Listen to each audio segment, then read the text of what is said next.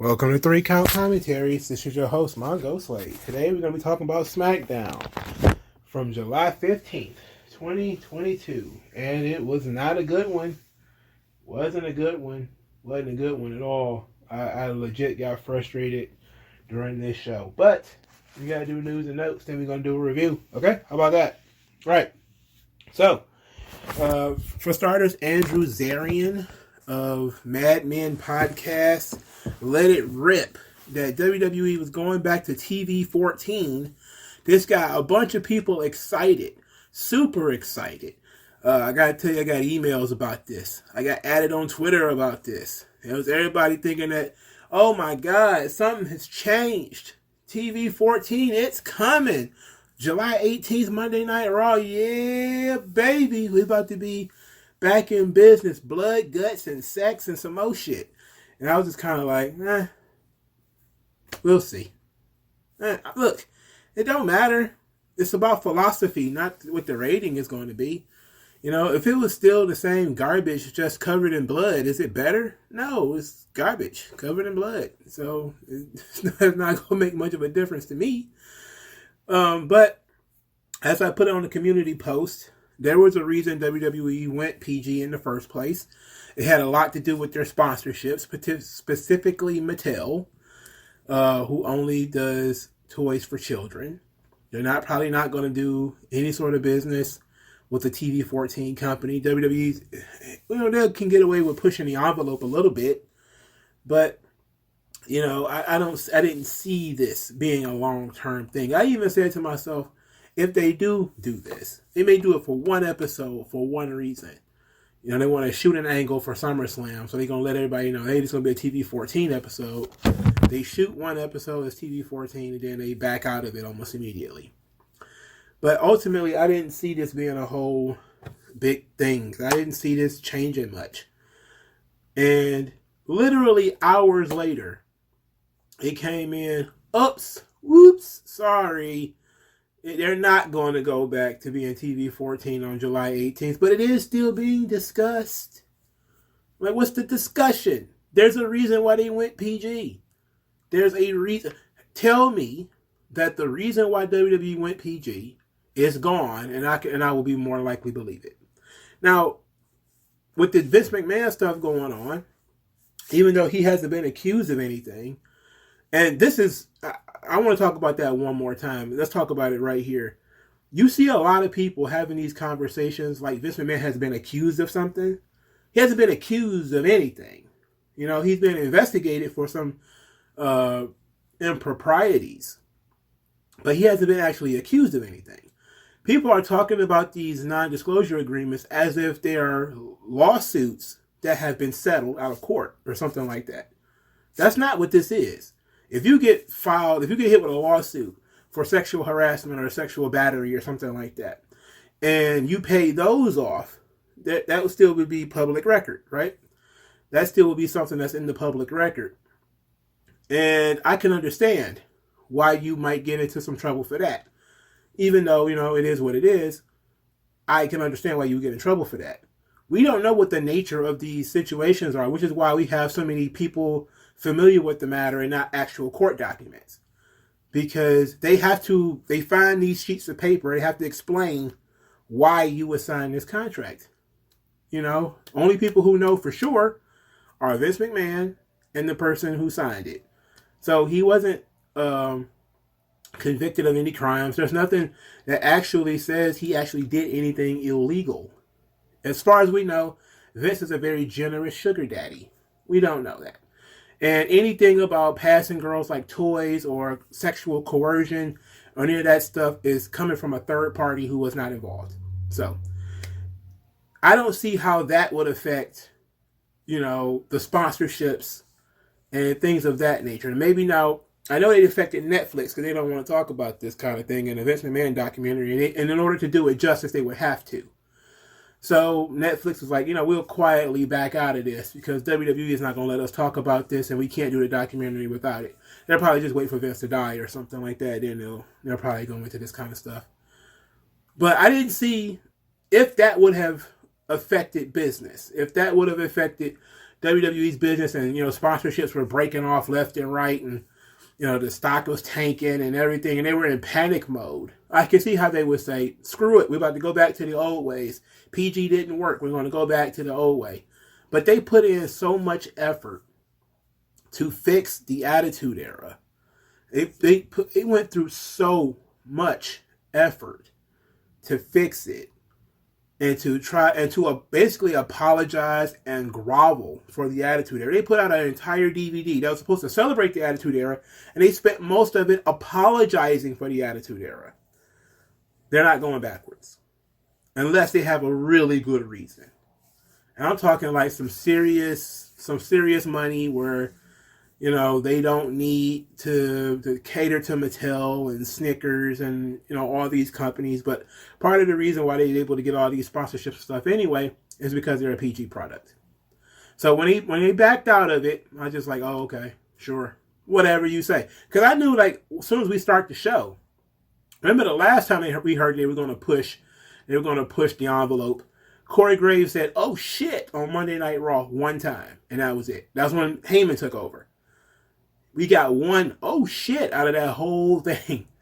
They've said shit more times on NXT when they tried to establish NXT 2.0 than this. This also led people to believe that Smackdown was going to somehow be TV 14. This is a different, because Smackdown is on network TV, so FCC rules of TV and radio and all that kind of stuff would be in play, so it wasn't going to affect SmackDown anyway. SmackDown's on network TV. So I feel bad for you if you thought this whole thing was going to matter at all. It's not going to matter. Vince McMahon supposedly really ripped the Raw writing team Monday in an email or something like that. Of course, it's kind of weird for him to rip the writing team, considering he's at the head of the writing team. But if he doesn't like their ideas, he needs to just replace them. He's at the top of this thing. He's not writing it. So it's kind of weird, because Raw has actually been fine the last couple of months. Raw has been fine. SmackDown has been absolutely abysmal. It's been the shits. It's been the shits with sprinkles. All right, it's been terrible. But I can understand why he might not like their shows. So who knows, man? It's hard to tell without seeing a script of what Vince hated. It's hard to tell, So, second story, technically my second story, note that I want to discuss. Big E apparently is not stressed out about wrestling again. He's, just kind of happy that he can get up and walk around. He said he would be content if he never wrestled again. That's special. This says something. That says a lot about Big E's optimism. That he was kind of like, hey, but he also got to the mountaintop. He's 36 years old or something like that. He's former WWE champion. If he never got to do it again, he still did it. So, he's got to be grateful for everything that he's had so far. He's been living well, so I don't blame him for saying, like, look, if I don't get back in the ring, big whoop. He's been doing this for a long time now. I would rather him sit it out. I know his neck is not healing as appropriately as they would like. And he might want to sit out. He's going to be sitting out for like a year or so. Something tells me he probably will be coming back, but it probably won't be anytime soon. But I'm surprised at, especially when you see like Edge and Bryan Danielson and Paige and how beat up they are about their careers going, by the wayside. They had the bug. They were just always constantly working to get back. While Big E's just kind of like, hey, my legs work. I can work out. I can run around. I can do me. Screw it. I don't need to wrestle anymore. I'm just kind of like, wow, that's such a refreshing take from when everybody else, like when Steve Austin broke his neck, or Kurt Angle, or Chris Benoit, or whatever, everybody was just trying to get back as soon as possible. Big E's kind of like, you know what? It's all right. I'm not dead. I'm not paralyzed. I'm all right. It's refreshing to see somebody have this sort of take on their neck injury, because they're not trying to rush back. So that's nice. I actually don't mind that. The last story we're going to discuss before we get into the review, Io Shirai. Apparently, Io Shirai, after she dunked on Meltzer for saying she was pretty much done with WWE, Meltzer doubled back with a new story, claiming that Io Shirai came to the United States because she wanted to work on the main roster in WWE. And unless she gets a main roster deal, she's going to leave. And I just looked at that and said, look, man, Meltzer is, you gotta take everything he says with a grain of salt. It's all for entertainment purposes. That's how you have to read the room when you're talking about Dave Meltzer. It's all just for entertainment purposes. So for entertainment purposes, we're going to entertain this story. If it's a simple fix, you bring Io Shirai up to SmackDown. Simple. Do you change her name? Maybe change it to something, that's not too bizarre, but she's going to have to change her name. That's necessary. Because she used her name in Stardom, and she used it in NXT. So they're definitely going to change her name. And the fact that she's been off TV, I think she's been kind of injured, I think. And so since she's been off TV for so long, something tells me that she could possibly undergo a name change. And it'll probably be something cultural, people got so uptight about things like the Kabuki Warriors and stuff like that. So it ought to be interesting to see what happens. But it's a simple fix. She want to work the main roster, let her work the main roster. I mean, what's the problem? What's the worst thing that could happen? She doesn't get over and nobody likes her? So what? You have tons of those people on the fucking roster already. They already got a bunch of people nobody likes on the goddamn roster. So give the girl what she wants. But I think Io Shirai will get over because I think that she actually has talent. The language barrier is going to be a thing. But Asuka has managed to break through the language barrier by being absolutely goofy. Maybe they could do it in some other way for Io Shirai. You have to tweak her presentation a little bit because she can't stand in the ring and cut promos.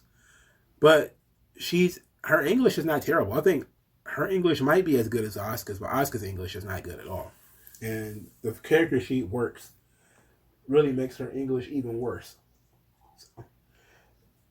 Simple story. If it's true, you just bring her up on SmackDown. There's no real reason for her not to be there. And she has long history with Asuka anyway. They think they're a former trio. Io Shirai and her sister and Asuka was a trio in Japan. So now you got Io Shirai and Asuka in the same place. Now, I know some people are going to say, well, you can't just make Asuka a tag team with all the Japanese girls. They're friends. They were already like partners in Japan. Let them do them. Kabuki Warriors 2.0, And I think Io Shirai would get over for sure. She's very small. And I think it would be great to call her up as a heel right now while Liv Morgan is the champion because Liv is small. Just let the small girls work with each other for a while the bigger girls try to get over. That would be the smartest thing to do right now. But I don't see this being a big issue that Io Shirai wants a main roster contract. It's like, so what? She should have had one already by now anyway.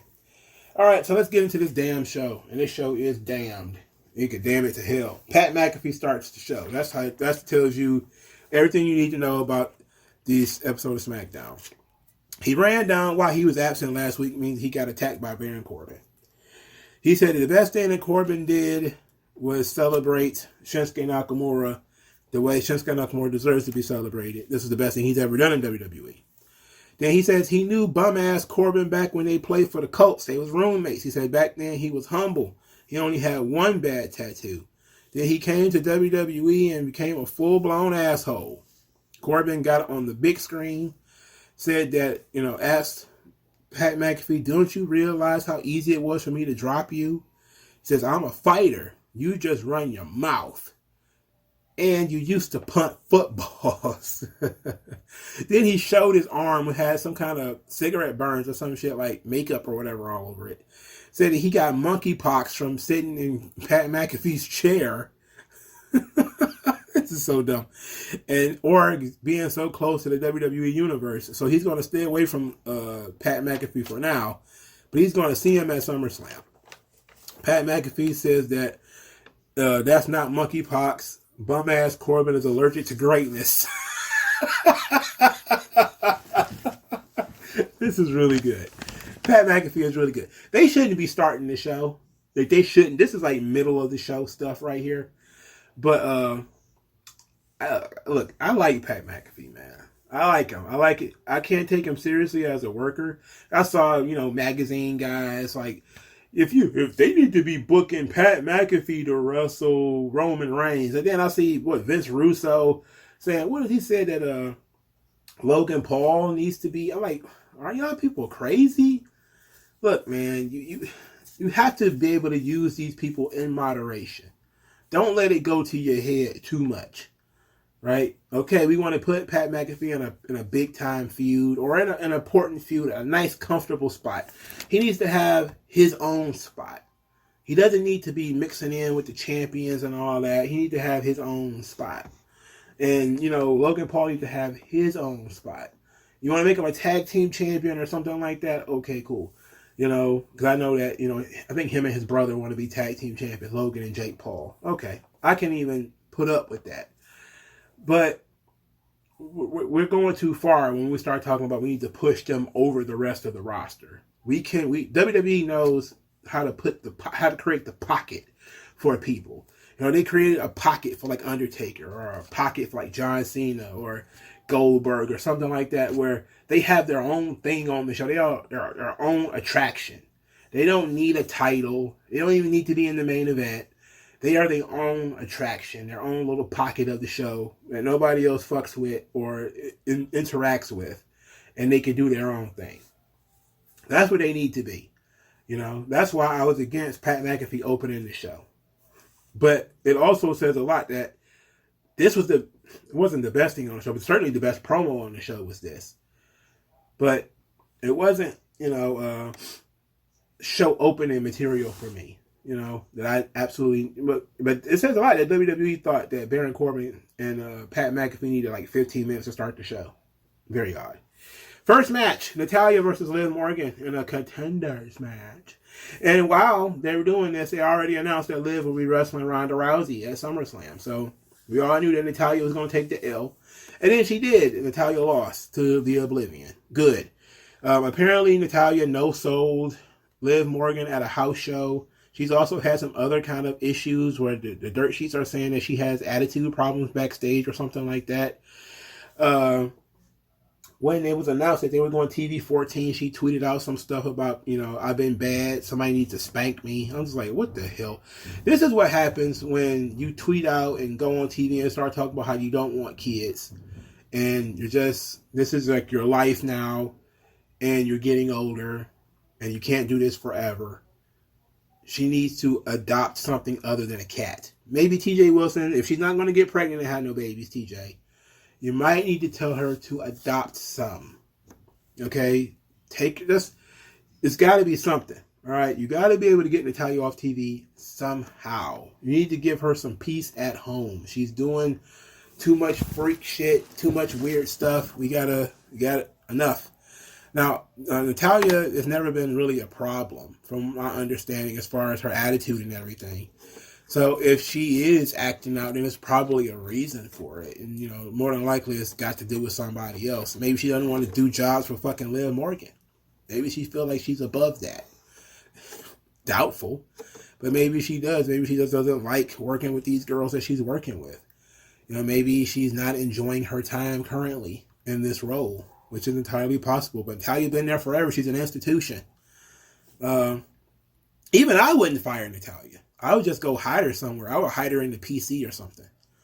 I was just like, Natalya, just report to the PC, from this point forward. We'll call you if we need you. And trust me, we'll never need you. That's about it. No big deal.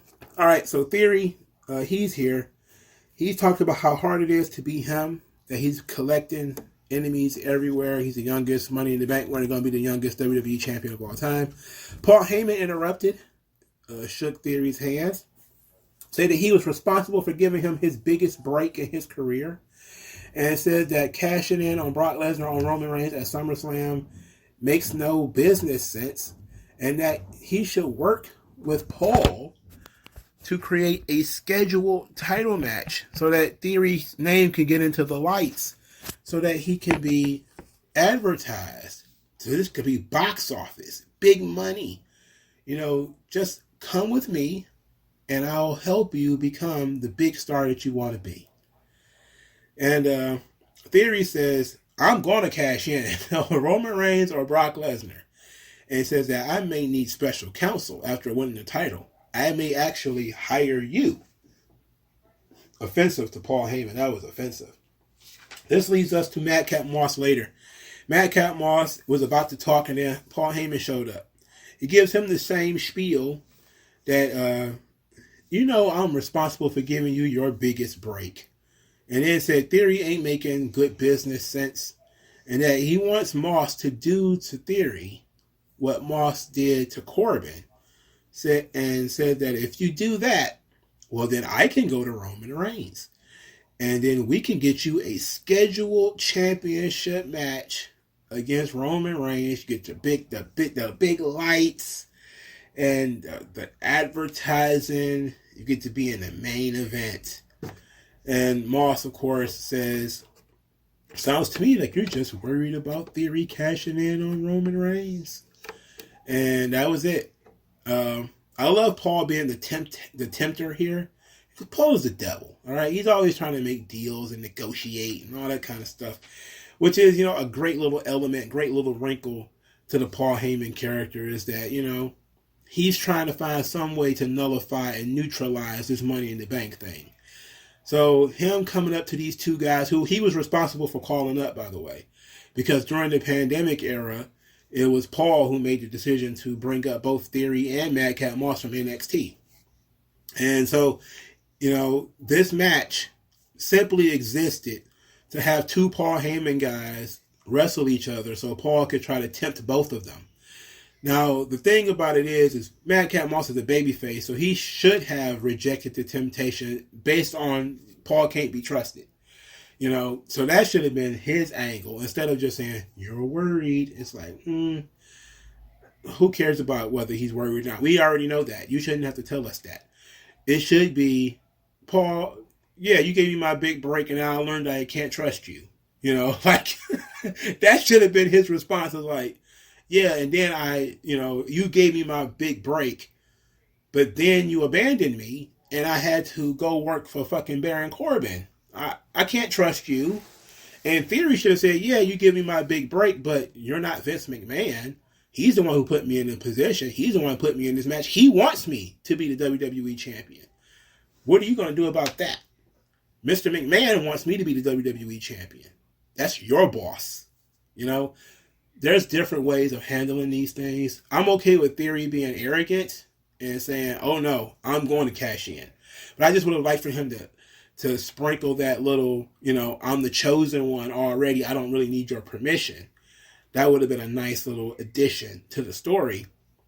Because it would have been like, okay, yeah, you gave me my big break, but I did the rest of this thing on my own. Like all of this, impressing Mr. McMahon and winning the Money in the Bank and being U.S. champion. I did all that on my own. I didn't do that with you. You didn't help me get there. You only put my foot in the door, which I appreciate you for, but I'm going to take care of you from here on out. That would have been a better usage of Theory, and I think would have showed a more interesting wrinkle to his character, more so than him just basically sticking to his guns and pretending that Paul wasn't even there. So this was actually one of the better matches of the evening, probably the best match of the night without a shadow of a doubt. Austin Theory versus Madcap Moss. It ends in a disqualification as Austin Theory bashes Madcap Moss in the face with the Money in the Bank briefcase. A reasonable finish. Okay, it was a reasonable finish. Neither one of these guys should have been losing. So it was a reasonable finish, even though, we could have avoided it by not booking the match. But I kind of figured it was going to be a disqualification of some measure anyway. So after he bashed Madcap Moss in the face with the Money in the Bank, Theory fled from the ring and basically says he's going to cash in the Money in the Bank and become the WWE Universal Heavyweight Champion or whatever the hell they're calling it. This led Sami Zayn to come out here. And I didn't even know Sami Zayn was injured, but apparently he is. He says that by saying he's going to cash in his money in the bank, he's disrespecting the tribal chief. Theory smartly says, what are you going to do? You only got one arm. And then the Usos music dropped, and Theory ran. He ran from the Usos. Instead, he ran right into Madcap Moss, who beat him up and rammed his head into the ring post. I was like, damn. Man, they really putting Austin Theory through the the meat grinder. I mean, he get beat up every single week. He's not getting pinned 100 times like all these other guys. Like, he did get pinned, but he's not getting pinned like previous Money in the Bank winners. But he's getting the Money in the Bank push, and that is you do a bunch of losses and you get beat up a lot. He's just getting mollywopped every goddamn week now. He's got beat up by Madcap Moss. But I think that they are looking at Madcap Moss as being, one of the next guys. I think he's 32. He's a little bit older than Theory. So they probably have to get a little bit faster up with him. But I didn't mind what they did here. I just wish they would have delivered in other angles. There's so much stuff that he didn't deliver on this show. It was kind of frustrating.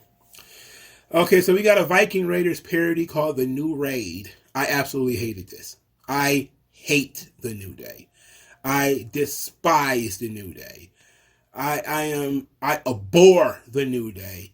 I am perturbed by The New Day. They make me irate. I hate The New Day. I hate them. Not dislike. Not, I actively hate The New Day. Actively fucking hate them. They suck. All right? There is no more stale act in all of wrestling than the New Day. There is not one act. You could bring Undertaker out, and he's been doing the same thing since 1990, and it'll be less stale than the New Day. They're awful. A bunch of failed fucking jokes, and then making fun of the Viking Raiders, talking about playing Assassin's Creed Valhalla and watching all the Thor movies. The real Viking Raiders came out and said, we are the new and vicious. I was like, fuck this. Fuck this. Fuck it in the ass. I don't want to hear this. This is stupid. This is stupid. Why would you get if you're tough guys, why would you get on the microphone and say, we are the new and vicious, mean and vicious Viking Raiders? Ugh. So, New Day continued to mock their education level, call them ugly. And the Viking Raiders marched down to the ring. And then they got jumped by Shanky and Veer. And then New Day jumped on them. I was like, I don't get this. I don't understand this. It's stupid. It's a waste of everybody's time. It's a waste of my time. It's a waste of everybody's life. Vince McMahon owed me hours and hours of my own existence back. I don't give a damn about him having NDAs. I want my time back, Vince. You motherfucker. Moving on. Gunther. He's hanging out with Ludwig Kaiser still, for who knows how long. Gunther said he chopped Kaiser last week because there's no room for failure. Losing is unacceptable and losing has consequences.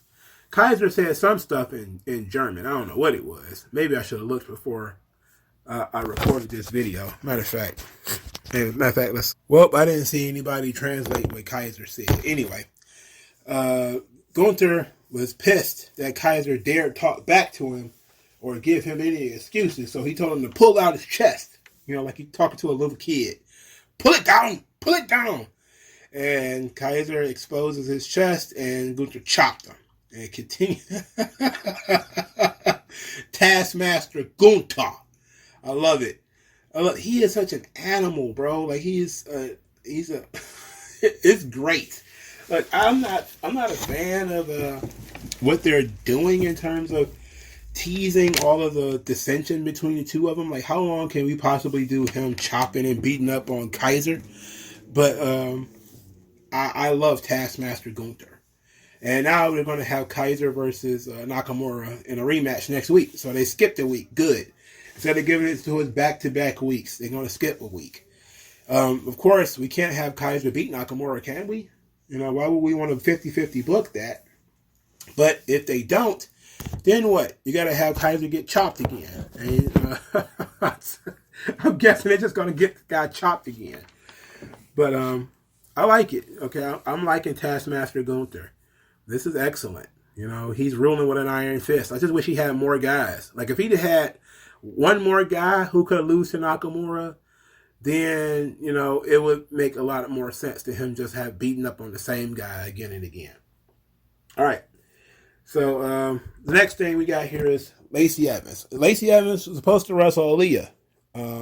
They based off of her match last week when she walked out on Aaliyah. They did a replay of Lacey Evans' backstory with and played pieces of her promo where she talked about being disgusted. When she came out, she got little to no reaction. She was upset. She told him the truck to turn her music off and forced him to start it all over again. She still didn't get the reaction that she wanted, so she went into the ring and decided to cut a promo on the crowd again. So she says that I'm not better than anyone in this arena, but y'all damn sure ain't better than me. Said that she overcame obstacles, and we all know that. And she's disgusted by the lack of appreciation for an American hero. Then she says that she is a shining example of what we should and can be. And she understands that. And she understands also that she may have offended some people. And for that, she apologized. And the audience kind of started chanting that she sucked and that they weren't interested in her and listening to anything she had to say. So then she says, well, since you refuse to accept my apology, you all can continue to go to hell. So she put the microphone down and she walked out. Aaliyah continues to get paid to do nothing. Aaliyah got a sweet gig, don't she? It's the sweetest of gigs. She doesn't have to do shit. She just gets paid to hang around. So Lacey Evans, it seems that she's going to go the Kurt Angle route where she's going to rub in our faces how she's an American hero and how she did all these great things and we're all going to owe her something or something like that. Okay. Aaliyah's Canadian, though. So I don't see how this is going to work. I don't know. Aaliyah's Canadian, so I don't get it. But they're going to try to make this thing work. To be quite honest, I like Lacey Evans. I really do. But she's a natural heel. That much is for sure. I don't think she clicks as much as a babyface. But I don't think she's gotten to the point as a heel where people like her yet. Where people appreciate her work yet. I think people are still struggling with, her. And I think the song they have, because it's still the inspiration. You can count on me. And it's like, I guess when she officially, fully turns heel, she's kind of, even though she told the fans to go to hell. Twice, 2 weeks in a row. We should change that inspirational theme. Look at me. I'm saying that we should change somebody's theme song now. But I just think that her song doesn't fit her gimmick. I guess you want to have like the military drums on there, which is the right thing to have. And maybe we need to go Sergeant Slaughter with Lacey Evans. She needs to come out like aviators and with a riding stick and just go out there and go ham. I'm talking gloves and everything. The boots, the gloves, everything. Camouflage jacket, whole deal. She just go full girl Sergeant Slaughter and come out there and talk that shit, And it's working out almost exactly the way I thought it would. Her being an American hero, working in the military and all that kind of stuff is not babyface stuff anymore. I think Vince was kind of out of touch on that, thinking that, look, there's a large swath of the country for whom you using Lacey Evans as a soldier is going to be babyface stuff. But there's going to be bigger parts of the country, New York, California, some places like that, where her being a soldier is not going to work out too well. They have avoided it with Montez Ford and Lashley. They haven't really based a lot of their character around them being soldiers. Pretty much for this reason. I think that everybody who's been watching it has a twisted view of what Americans are now. I said this before, and the evil foreign heel is now us. Lacey Evans is a small town girl who, through the power of working herself up by her bootstraps and not, blaming her drunk daddy or whatever for her not achieving anything. That makes her a heel, And instead of, buying into I couldn't have done it without the help of the state or whatever, even though she did use the state to get out of there because she used the government, the military. But, she almost turned herself into a bullet bag to get the hell out of her situation. So, of course, she'll be a heel. I mean, if she did this gimmick in 1991, or hell, if she did this gimmick in 1987 or something like that, she'd be one of the biggest babyfaces on planet Earth. A female military member who went out there and cut a promo. She'd have said all that stuff about me being an American hero, and everybody would have been like, hell yeah, she sure is. America, USA, She'd have been out there with Hacksaw Jim Duggan and Hulk Hogan and all of them. But in 2021, when you have a large swath of the country that are hated by other people in the country, it ain't going to quite work out. But that's going to make a polarizing reaction, because there's going to be people who are not going to want to boo that because there's no reason to boo it. And she's going to have a good point. And so much as you're disrespecting somebody who only asks for respect, then there's going to be people who cares? And then somebody said she was a military cop, so that makes it even worse. I don't know how that works out, but all I can tell you is I'm not so sure about the success of this thing, but they're at the beginning stages of it, so we'll see. It certainly didn't work as a babyface gimmick, even though it got her a little bit of positive reaction. It seemed like it was trending towards a positive reaction, then they pulled the rug out from underneath it. But ultimately, the decision was made that she's going to be a heel now. So, okay, whatever. All right, so we got another bait and switch. No Drew McIntyre versus Sheamus, which is supposed to be another match that they pulled. And that was Drew McIntyre versus Ridge Holland. They didn't even get on the microphone and tease it this time. What happened is Butch wants to fight Drew McIntyre, even though he thoroughly got drugged by Drew McIntyre the previous week. So this week he goes outside the ring. He gets the bell. Sheamus leaves the ring to try to stop him. Butch rings the bell while Ridge Holland is in the ring. And so Drew McIntyre is just kind of like, oh, well, I guess my opponent is Ridge Holland. Like, what? What? That's stupid. That's stupid. Stupid. They have the match. Ridge Holland actually got some offense in. But of course he loses to the Claymore. Nothing really happens after that. This was all just a waste of time. It's like at this point I was very angry with Smackdown. I was very angry with Smackdown by this point. Because I'm like, man, they're not even delivering in the ring. It's one thing to have no hot angles, characters that's not over. But now at this point, you're not even giving good matches. Like, there's not even good matches. Like, should be like one of the last things you're going to fall back on. Like, it's okay to have a work rate night because we don't really know what we're doing in terms of angles or anything. We don't have any good character stuff to do. So we're going to lean back and just say, let's just do some matches, which would have been fine. It ain't exactly what I'm signing up for, to just watch match after match after match like this is fucking AEW or something like that. But it would have been infinitely better than the shit that they're doing here. Where they're false advertising, where they're, advertising matches with no stakes, and a feud that has been going on forever between goddamn Drew McIntyre and Sheamus, who, like, really, what the fuck? It's like they've been fighting each other almost exclusively since Drew came to SmackDown. This is too much of this shit. They've been doing this shit even before the Money in the Bank. Enough. Why are these only two fucking guys who are in the running for Clash at the Castle matches? That's stupid. It's dumb. It should be anybody. Why is it just fucking Sheamus and Drew McIntyre? Good Lord. Fuck. Here's the big picture is that these Uso themed, or Usos being the top guys, has disrupted the entire WWE system. You know, they relying on the Usos too much. You know, for them to just be like, oh, the Usos are the top guys now. They're going to work all the main events. It's like, they're the fucking Usos. Yeah, everybody liked them, but come on, man. Like, perennial, twice-a-week main eventers? Fuck you.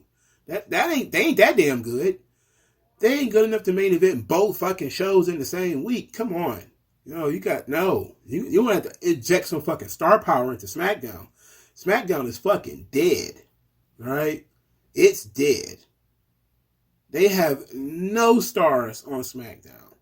There is nobody on SmackDown that is over, that is ready, that can challenge Roman or do anything. They all fucking suck.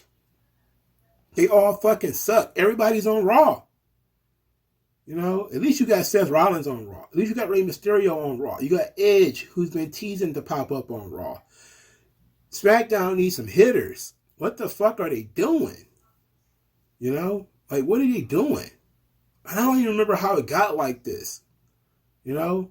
And maybe it's because that whole year and a half, 2 years where it was nothing but Roman, everybody just kind of got used to it and they just never decided to replace him. You know, but there wasn't even a top babyface at that point. SmackDown needs some hitters. They need some fucking talent. SmackDown fucking sucks. There's nobody on the show to believe in. There's nobody on this show that fucking matters in the grand scheme of things. Nobody who could mix it up and be a main event guy. Drew McIntyre could have been that dude, but they're insisting on making him one of the most boring, stale dudes on the entire roster. He doesn't even talk about Roman Reigns. He doesn't address Roman Reigns. He doesn't do anything. He just kind of shows up and works his match. It's like, for fuck's sake, get over it. And, of course, we got the match we should have gotten on Raw. Angelo Dawkins defeated Jimmy Uso. Jimmy Uso, his arm was up. The referee made the count anyway because he was kind of dazed.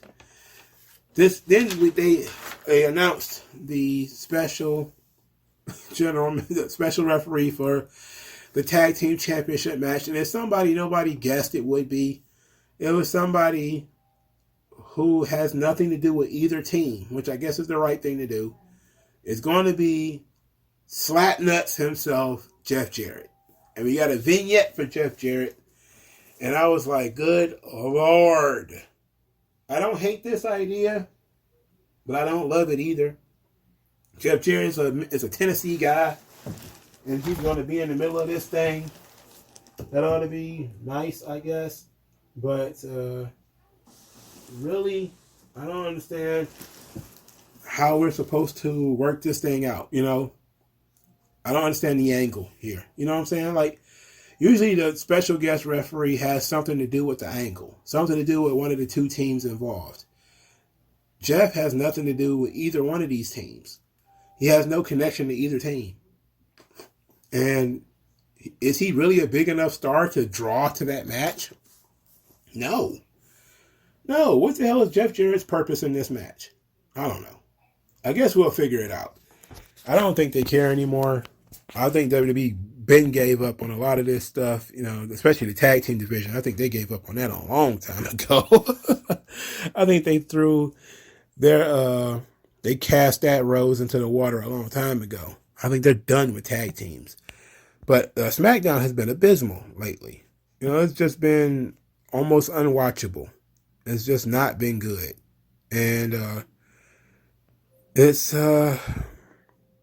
sad, you know, because it used to be the best wrestling show on TV.